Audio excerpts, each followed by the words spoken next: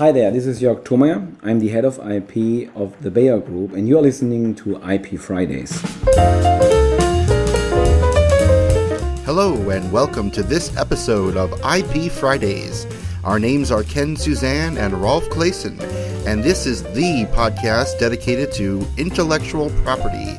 It does not matter where you are from, in-house or private practice, novice or expert. We will help you stay up to date with current topics in the fields of trademarks, patents, design and copyright, discover useful tools, and much more.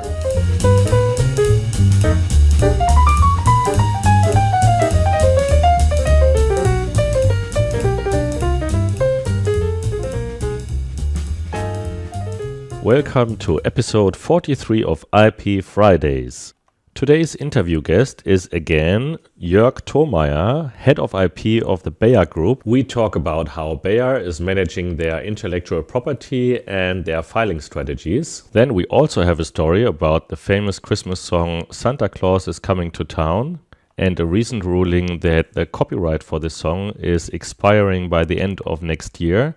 And finally, we also talk about a new way to search for trademarks by entering not text, but a picture. But before all that, we want to remind you that we are giving away 3 Christmas mugs from a German Christmas market to all our listeners who leave us comments via email or voicemail or comments on the website regarding our podcast IP Fridays. So go ahead, leave us a comment, and you will be in the race for one of the 3 Christmas mugs. Christmas is less than 2 weeks away, and we have a story about what happens when a Christmas classic and a copyright dispute meet. Trisha Volpe with Barnes & Thornburg has more.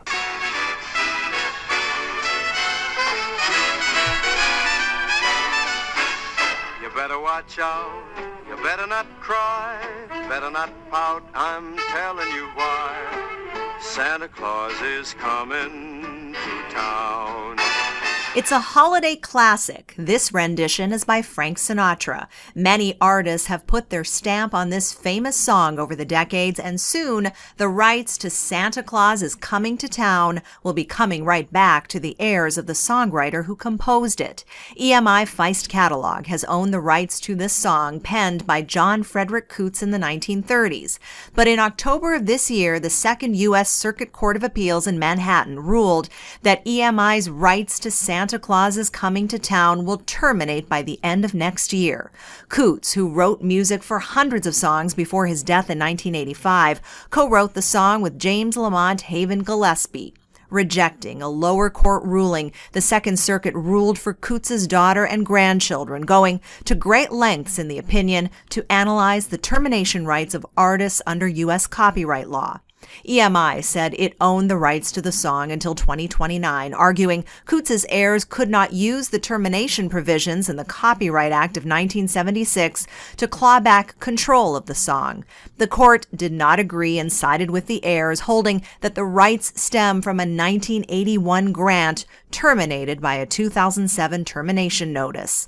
Under the 1976 Copyright Act, songwriters have a right to terminate their publishing contracts after 35 years. That means in December 2016, Santa Claus will indeed be coming to town, and Coots's heirs can terminate the publishing contract with EMI. Reporting for IP Fridays, I'm Trisha Volpe.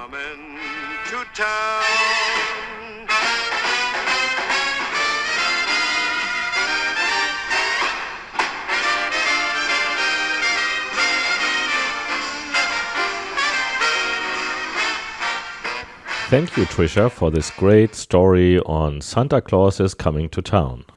The Office for Harmonization of the Internal Market, OHIM, and sometimes called the European Trademark Office, has introduced a new way to search for CTMs in their database.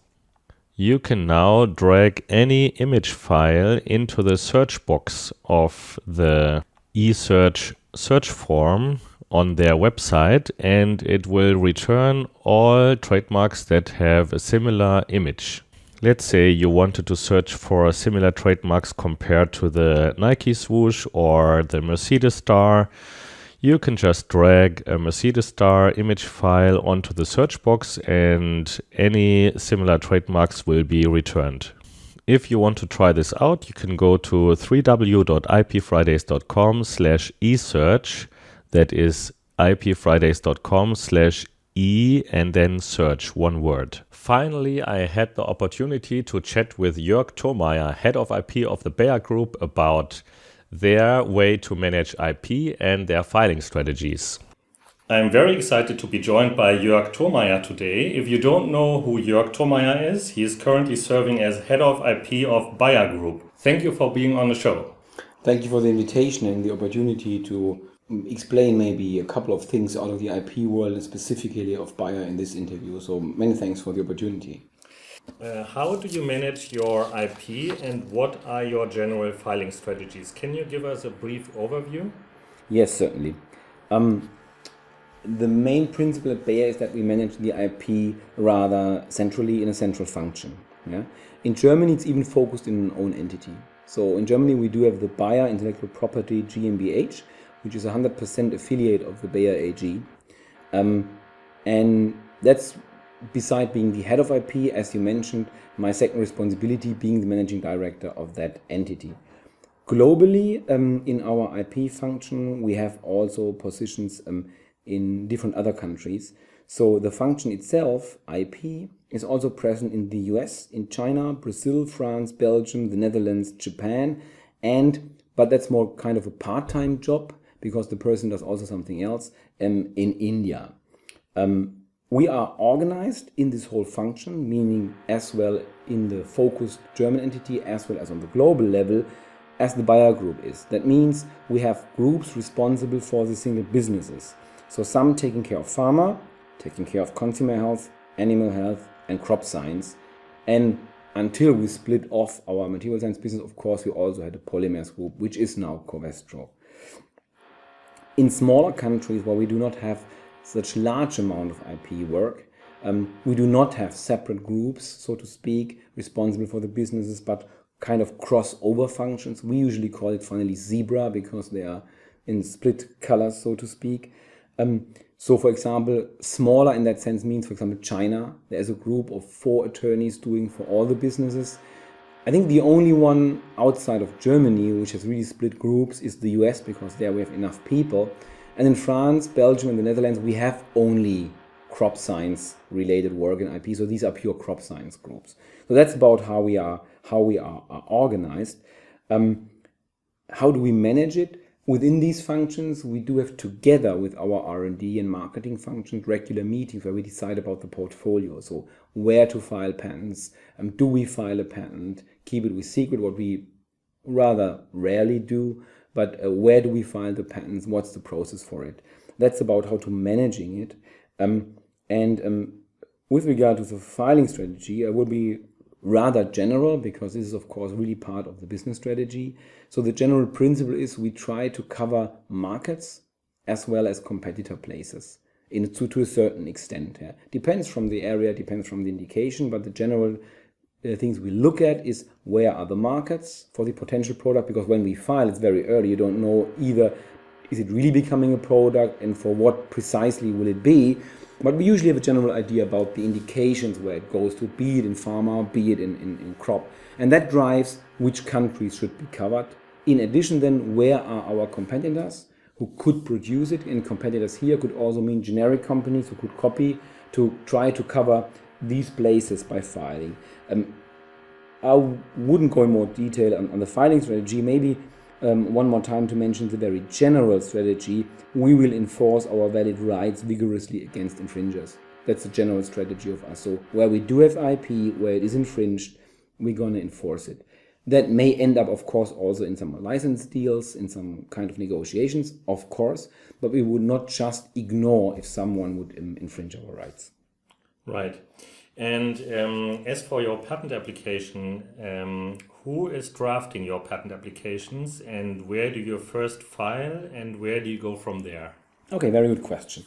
So as a matter of policy, we prepare, so draft and file almost 100% of our applications in-house.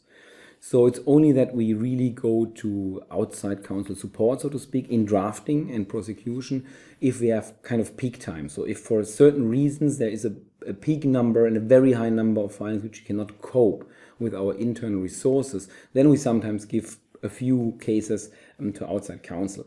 If it's a sustainable growth in work, we enhance our internal resources, because that's a matter of policy, because we believe, and I believe strongly, that being part of the company and therefore very closely involved into the R&D team, so our in-house patent counsels are closely part of the project teams, leads to a better quality of the patents and the protections we can achieve for our products. Maybe more consistency also. That's true, exactly, because you have the overview of the whole bunch, of the whole strategy around a product. And where do we go from there? So almost also 100% goes via the PCT, Patent Cooperation Treaty route into foreign countries. And then on that level, we go then into these committees, as I said, to decide which countries now finally. Where do we file first? Most of the time in Germany, but sometimes also on an EP level. And why Germany? First filing in Germany is just cheaper than filing at the EP. We still do, when we file first filings in English through the European Patent Office, because that's one of the official language, even if meanwhile you could do that also at the German Patent Office. So some are going through the European Patent Office as a first filing, but most going through the German Patent Office. And then we go PCT, and then we go into the countries we select. You mentioned that you also that you file in Germany first, and that English is possible in Germany. Do you use that? So do you first file in Germany in English and then file the translation? No. If you file in English, then we go straight to the European Patent Office, because there we can file in English and stay in English. So we don't take the effort then to retranslate, so to speak, in German. That happens mainly if we have cross-border inventions, so that we have to have a common language for the inventors. Because generally we prefer that the patent counsel is in the position to draft in his mother tongue, because that's usually more precise. But if you have inventors, let's say from France, the US, and or China and Germany, and have a common invention to draft the application on, English is the common language, and then you have to do it in English. But then we first file in Europe, except, as I just said, in the picture I just drawn may become difficult, because you have this obligation to do first filing on the national level in France, in the US, and in China. And then you have to find a solution how to cope with this, but that's a different question. Right. I will leave that for a later interview. So now let's talk about trademarks. Do you use the Madrid system and international registrations, or do you prefer to have national trademarks? And if you use Madrid, what do you typically use as a basis? Do you use German trademarks or community trademarks, or even a completely different type of trademark? And why do you do that? So, first of all, to be quite honest, I discussed these issues just recently with my head of trademarks, because trademark is a separate department. It's not part of these business or division-driven departments. These are patent departments. Trademark is a cross-division department, but within my organization. So what do? We preferably use the Madrid system wherever we can. We typically use a national German trademark as a basis. And the reason is that the German Patent Trademark Office is highly reliable, and we get the registration pretty quick. Yeah, so which is important, because we want to have the priority of the thing. The community trademark covers the 28 member states and can be attacked on prior national marks in any of these countries, which makes it difficult. And therefore, the risk of losing this community trademark within the 5-year period is much higher than losing the national German trademark, where we are in the Madrid system in these 5 years. So therefore, we use the German as a basis. And yes, we use Madrid as our main way, so to speak. Just to explain to our listeners who are not familiar with the Madrid system, if you file an international registration with the basis of a certain national or regional trademark, like a CTM, then the international registration will depend on the basic registration, the basic trademark. So if you lose the German trademark or the CTM, then you also lose the international registration, and we just heard that you can limit the risk of losing your international registration by, for example, relying on a national trademark rather than a CTM, right? That's what I also typically prefer. So, what is the structure of the IP department within the Bayer Group, and is it centralized, or does each business unit have their own department? Basically, I may have also already addressed that in one of the questions before, but I'm happy to summarize it. We have a centralized system, so we have one function for the group, which is in an entity in Germany and which is in central support functions in other countries where we have it. As said before, we do have patent departments which are responsible and directed to the business unit, not part of the business units, but responsible to support, let's say, the pharma business, and another one to support the crop science business. And we have one trademark department, but that's what I just mentioned a little bit earlier, is Zebra, so it's cross-divisional. It's responsible for all trademarks. Within that department, of course, there are trademark counsel and paralegal supporting them, responsible for pharma, responsible for crop, but usually they are responsible for two divisions to enable them to represent them in absence on a vice versa level. So that's one of the reasons how they are organized. That's basically how we are organized and structured. Honestly, it was decentralized until 3 years ago. There, every business unit had their own, which were bound together, so kind of a functional central position. So there was a position in Bayer AG where they were connected to on a functional level, but they were localized, so to speak, in the businesses. We changed that a couple of years ago and brought it back to a real centralized system.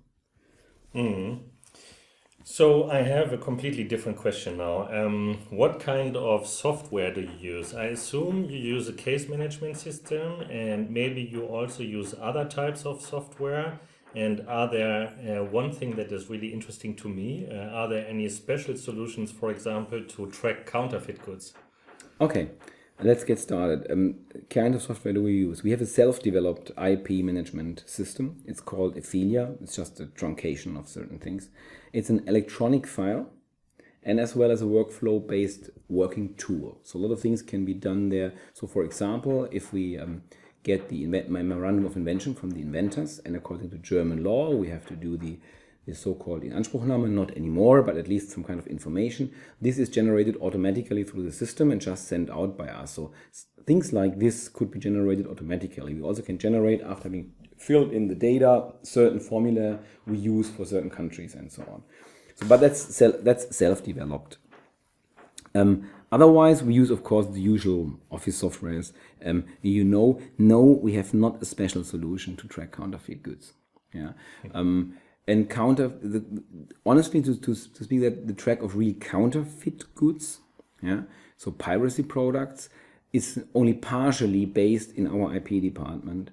It's, on the other hand, what we call Produktschutz, so securing our products or protecting product departments which do this kind of job, because it's not always or necessarily a trademark or patent infringement thing. Relatively frequently, trademarks are involved, but rather rarely patents. It's interesting. So, for example, we had a period of time where we had a lot of counterfeits on Levitra, which is Bayer's Viagra. And interestingly, the active ingredient was indeed sildenafil, so the Viagra ingredient. So our patents didn't work there. Yeah. So that's basically what the counterfeit is working on. And our internal system, maybe it's that to be mentioned because it's self-developed, does cover patents, trademarks, inventor remuneration, so inventors, employees invention law things we have to cope with, and we are actually working on extending it also to design models, because that's something we use only rarely, so therefore it was not the first thing. But now we realize that, let's say, doing kind of a strange workaround use of the patent or trademark workflows to do the the design model work doesn't help. So we are not just working on adding also a design model module, so to speak, to the system. Do you also use software or online solutions to search for patents, like prior art searches or FTO searches or something like this? We do only very early on and very hands-on rough searches ourselves.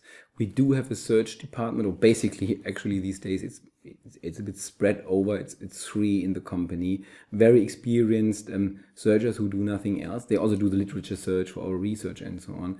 So if we do FTO research or prior art searches, we let this be done by our experts, and they are not part of the IP organization. That's, for example, different. I think at BASF they are, for example, part, but I'm not 100% sure. At Bayer they aren't. It's a separate information department which belongs usually to the research part, but they work with us on these kind of researchers.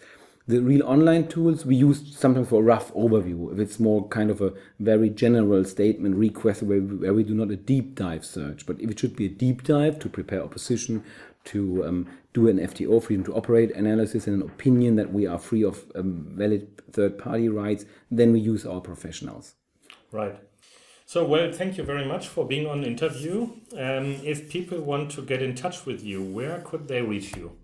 I think there are basically 2 options which I would offer. One is just Google me and find me on LinkedIn, and then you can get in touch via LinkedIn. Or if you want to go directly, I would offer my email address, which is joerg.thomaier@bayer.com. I think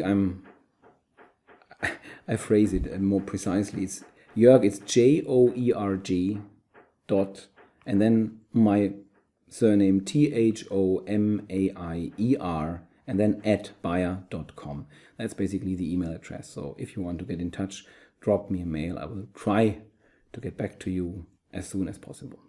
Thank you very much for the interview. You're welcome. My pleasure.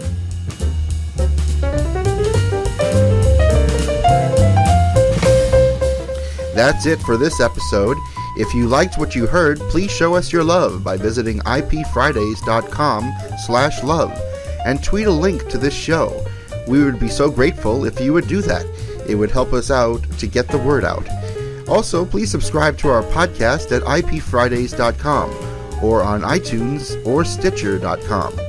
If you have a question or want to be featured in one of the upcoming episodes, please send us your feedback at ipfridays.com/feedback. Also, please leave us a review on iTunes.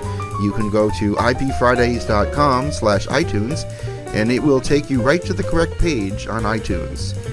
If you want to get mentioned on this podcast or even have comments within the next episode, please leave us your voicemail at ipfridays.com/voicemail. You have been listening to an episode of IP Fridays. The views expressed by the participants of this program are their own and do not represent the views of, nor are they endorsed by their respective law firms. None of the content should be considered legal advice. The IP Fridays podcast should not be construed as legal advice or legal opinion on any specific facts or circumstances. The contents of this podcast are intended for general informational purposes only, and you are urged to consult your own lawyer on any specific legal questions. As always, consult a lawyer or patent or trademark attorney. Copyright 2014, all rights reserved.